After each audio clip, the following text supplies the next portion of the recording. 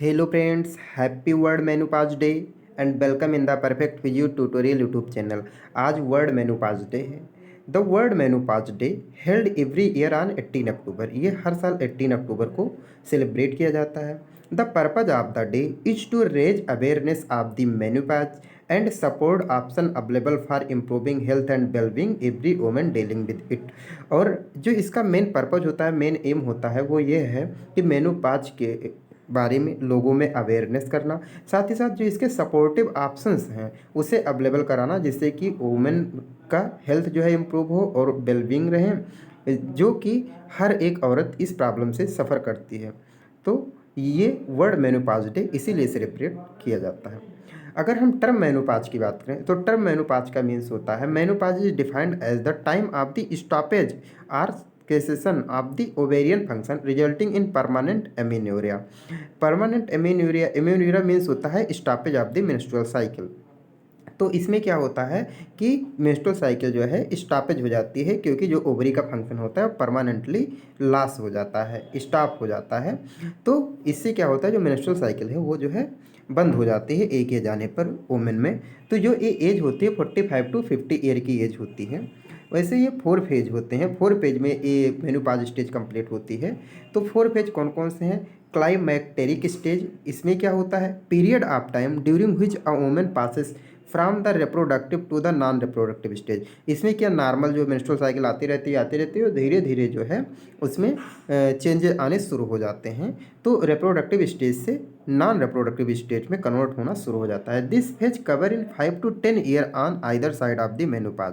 और ये जो है 5 to 10 ईयर का समय लेती है। दूसरा है पेरी मेनोपाज स्टेज। इसमें क्या होता है, part of the climacteric when the cycle is likely to be irregular. ये भी पेरी मेनोपाज स्टेज जो है वो क्लाइमैक्टेरिक स्टेज है कि का जो एक पार्ट है। इसमें क्या होता है, जो हमारा मेंस्ट्रुअल साइकिल होता है वुमेन में वो इरेगुलर होने लगता है। थर्ड फेज जो आती है वो है मेनोपाज स्टेज। इसमें permanent cessation of ovarian function, जो ओवेरियन फंक्शन है परमानेंट स्टॉप हो जाता है। साथ ही साथ post menopause stage means phase of the life after menopause. Menopause के बाद जो है कि जो लाइफ होती है उसे हम पोस्ट मेनोपाजल स्टेज के नाम से जानते हैं। अब अगर हम बात करें मेनोपाज, तो मेनोपाज कोई इलनेस नहीं है। Menopause is not an illness, it is a natural part of life. ये हर वुमेन के लाइफ में होता है, ये कोई इलनेस नहीं है। Through its symptoms can be difficult to deal with. Eating the right diet and exercising regularly may help alleviate and prevent them. इसमें क्या होता है कि ये नेचुरल प्रोसेस है, इसलिए इसके सिम्टम्स को जो है डील करना थोड़ा डिफ़िकल्ट होता है। बट अगर खाना मीन्स डाइट जो है हमारा अच्छा है और हम रेगुलरली एक्सरसाइज करते हैं, मीन्स जो वुमेन है वो रेगुलर एक्सरसाइज करती है, रेगुलर अच्छा डाइट लेती है, तो इससे जो है आसानी से प्रिवेंट किया जा सकता है, सिम्टम्स से छुटकारा पाया जा सकता है। साथ ही साथ अगर हम देखें कि इसके क्या इफेक्ट होते हैं, मेनोपाज के क्या इफेक्ट होते हैं हमारी बॉडी पर, वुमेन के बॉडी पर क्या इफेक्ट देखने को मिलते हैं। तो अगर हम सेंट्रल नर्वस सिस्टम की बात करें तो बैजोमोटर सिम्टम्स देखने को मिल सकते हैं, स्लीप डिस्टर्बेंस देखने को मिल सकता है, डिस्ट्रप्शन देखने को मिल सकता है, डिप्रेशन एंड एंग्जाइटी की प्रॉब्लम हो सकती है, कॉग्निटिव चेंजेस देखने को मिल सकते हैं और माइग्रेन की प्रॉब्लम देखने को मिलती है। अगर हम सेक्सुअल फंक्शन की बात करें वुमेन में, तो सेक्सुअल के जो डिजायर्स हैं वो कम हो जाते हैं। साथ ही साथ डिस्पेरेयूनिया हो जाती है, तो ये भी देखने को मिलता है। साथ ही साथ यूरोजेनाइटल सिस्टम की अगर बात करें तो वेजाइनल ड्राइनेस देखने को मिलता है, valvular itching and burning sensation देखने को मिलता है, डिसयूरिया की प्रॉब्लम हो सकती है, यूरिनरी फ्रीक्वेंसी देखने को मिल सकती है। साथ ही साथ यूरोजेंसी देखने को मिल सकता है, recurrent lower urinary track infection देखने को मिल सकता है। अब अगर हम बात करें skin mucosal membrane and hair changes में, तो इसमें हमें रिड्यूस स्किन थिकनेस देखने को मिल सकता है, रिड्यूस इलास्टिसिटी देखने को मिल सकता है, रिड्यूस हाइड्रेशन देखने को मिल सकता है। साथ ही साथ इंक्रीज्ड रिंकिल्ड, जो स्किन है उसमें रिंकल पड़ना शुरू हो जाएंगे और हेयर लॉस भी देखने को मिल सकता है। साथ ही साथ अगर हम वेट की और मेटाबॉलिक चेंजेस की बात करें तो वेट गेन होता है इस स्टेज के बाद। साथ ही साथ इंक्रीज विसरल एडिपोसिटी, जो एडिपोस टिश्यू होते हैं उनमें एडिपोसिटी देखने को हमें मिलता है विसरल टिश्यूज में। साथ ही साथ जो हमारे इंक्रीज वेस्ट सरकमफेरेंस, जो वेस्ट है उसकी सरकमफेरेंस जो है वो इंक्रीज हो जाती है। साथ ही साथ अगर मस्कुलो स्केलेटन सिस्टम में देखें तो जॉइंट पेन हो सकता है, सार्कोपीनिया हो सकता है। तो ये सारे चेंजेस हमें देखने को मिलते हैं मेनोपॉज के बाद। अगर हम मेनोपॉज के सिम्टम्स की बात करें तो हार्ट फ्लैशेस हमें देखने को मिलेगा, means suddenly she feel hot and suffocating. जो मतलब जो वोमेन है वो हार्ट फील करेगी, मीन्स फीवर टाइप का उसे फीलिंग आएगा। साथ ही साथ नाइट स्वेट की प्रॉब्लम हो सकती है, वेजाइनल ड्राइनेस, ईचिंग, इरिटेशन या डिस्चार्ज की प्रॉब्लम हो सकती है। साथ ही साथ pain or other changes with sex, means अगर कोई सेक्सुअल इंटरकोर्स परफॉर्म करती है कोई लेडीज आफ्टर मेनोपॉज तो उस दौरान पेन का भी प्रॉब्लम हो सकता है या अदर चीज़ें भी देखने को मिल सकती हैं। साथ ही साथ ऑस्टियोपोरोसिस जो बहुत कॉमन होता है लेडीज़ों में आफ्टर मेनोपॉज, क्योंकि जो एस्ट्रोजन हार्मोन्स है वो कैल्शियम के एब्जॉर्प्शन में हेल्प करता है, पर आफ्टर मेनोपॉज एस्ट्रोजन हार्मोन का सिक्रीशन जो है बंद हो जाता है, इसलिए जो है कैल्शियम का एब्जॉर्प्शन कम होने की वजह से ऑस्टियोपोरोसिस जो है हो जाता है, मीन्स बोन जो है ब्रिटिल हो जाती है। साथ ही साथ ब्लेडर प्रॉब्लम भी देखने को मिलते हैं, मीन्स इनकॉन्टिनेंस की प्रॉब्लम होती है, यूरिनरी इन्फेक्शन देखने को मिलता है। साथ ही साथ मूड चेंजेस भी देखने को मिलते हैं, जैसे डिप्रेशन, एंग्जाइटी एंड इरिटेबिलिटी। साथ ही साथ अगर फिजियोथेरेपी बेनिफिट्स की बात करें कि फिजियोथेरेपी से क्या क्या बेनिफिट्स हो सकते हैं इस कंडीशन में, तो weight control and hence prevent condition associated with obesity.